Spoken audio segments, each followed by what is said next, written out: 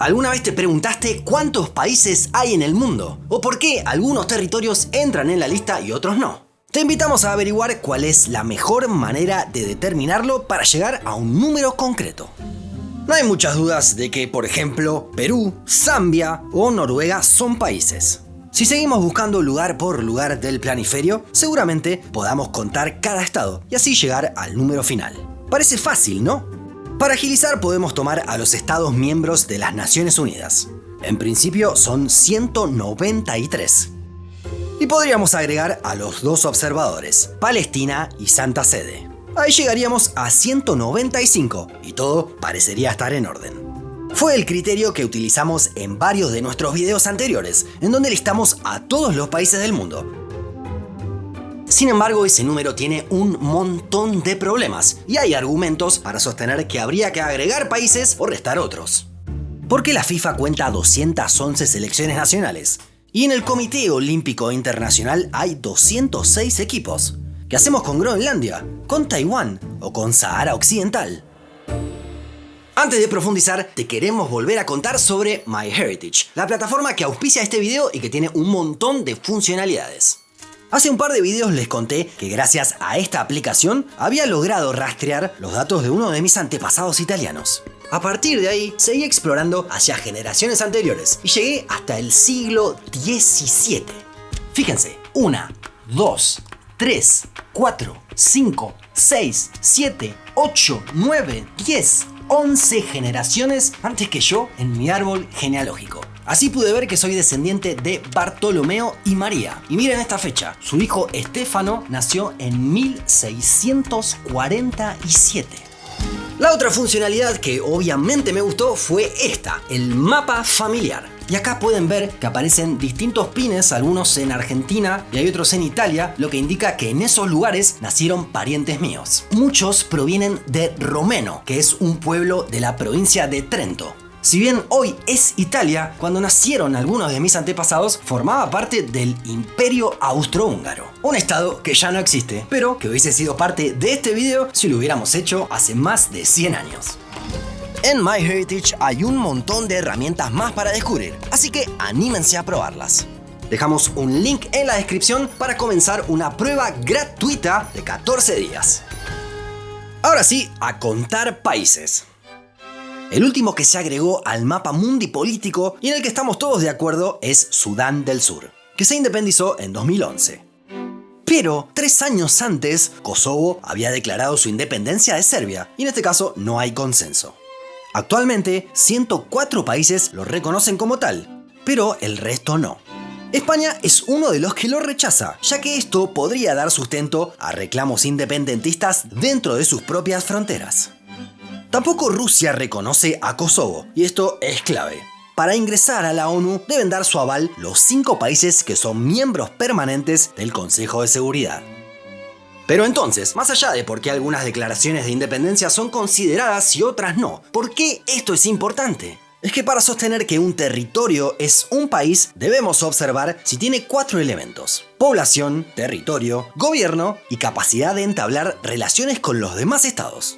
Entonces, hay que prestar atención a la opinión del resto de la comunidad internacional.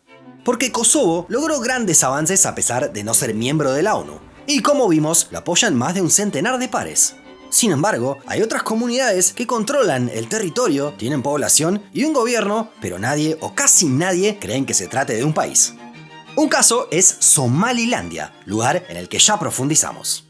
Podemos sumar otros países sin reconocimiento suficiente, pero con control de sus territorios. A la mayoría ya los hemos mencionado en episodios anteriores. Se trata de Abjasia, Chipre del Norte, Osetia del Sur, Taiwán y Transnistria. De los 195 que teníamos, pasamos rápidamente a 202. Todos esos lugares tienen pergaminos suficientes como para que los consideremos países en sí mismos. Pero los problemas no terminan ahí. Hace poco exploramos el extraño estatus político de Puerto Rico. ¿Podemos considerarlo una parte más de Estados Unidos o deberíamos tomarlo por separado? Si nos volcamos por la segunda opción, abriremos cierta caja de Pandora, porque así como están los puertorriqueños, tenemos varios lugares más con figuras similares, los Estados Libres Asociados. Ahí vienen las Islas Marianas del Norte, también vinculadas a Estados Unidos. Países Bajos tiene algunos casos similares con Aruba, Curazao y San Martín, que tienen autonomía pero están bajo la órbita del país europeo. Lo mismo ocurre con el Reino de Dinamarca, que se encarga de la defensa y relaciones exteriores de Islas Feroe y Groenlandia, territorio que es 52 veces más grande que la porción continental de Dinamarca. También tenemos que sumar a otros dos lugares que dependen de Nueva Zelanda, Islas Cook y Niue. De esta forma, si agregamos a los estados libres asociados, llegamos a la cifra de 211. Todos estos países tienen cierta autonomía para dictar leyes propias en el ámbito local. Pero hay otros con menos prerrogativas, los llamados territorios no autónomos, también conocidos como colonias. Es posible pensar que también hay que contarlos. Si no, ¿dónde incluimos a Sahara Occidental o a Gibraltar? Junto con estos dos casos, se suman otros 15 que están en la misma categoría y se encuentran repartidos por distintas partes del globo.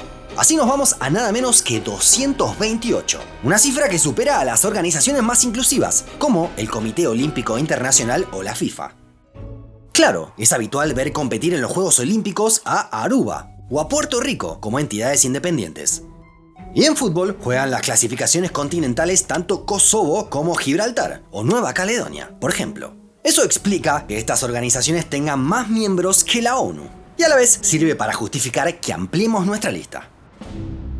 ¿Ya nos podemos dar por satisfechos? No, la verdad que no. Si sumamos a estos lugares, no podremos ser menos con los países que constituyen al Reino Unido. Que sí, son llamados países: Inglaterra, Escocia, Gales e Irlanda del Norte. Llegamos así a 231.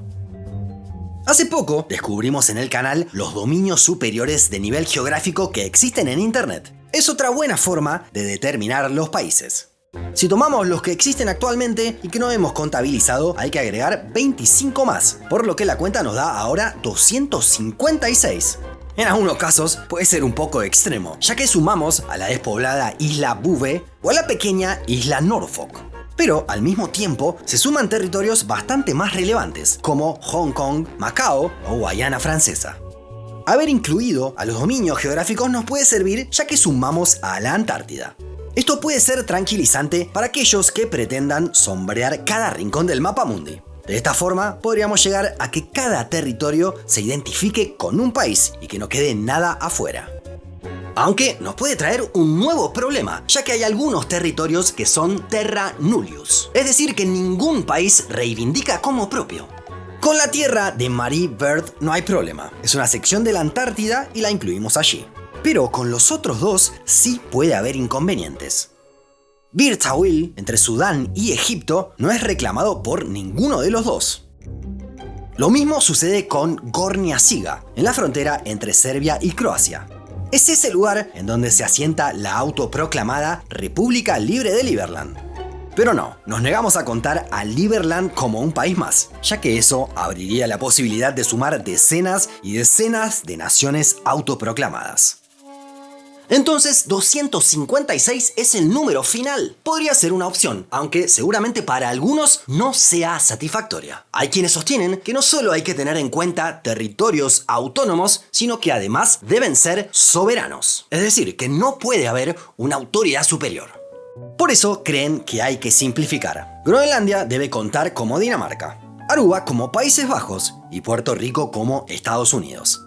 Así regresamos a un número más cercano al original de la ONU, con el agregado de los países con escaso reconocimiento. El tema es que hay cierto problema con muchos países europeos. Lo que sucede es que la Unión Europea legisla sobre temas tan diversos que a veces se asemeja a un país federal.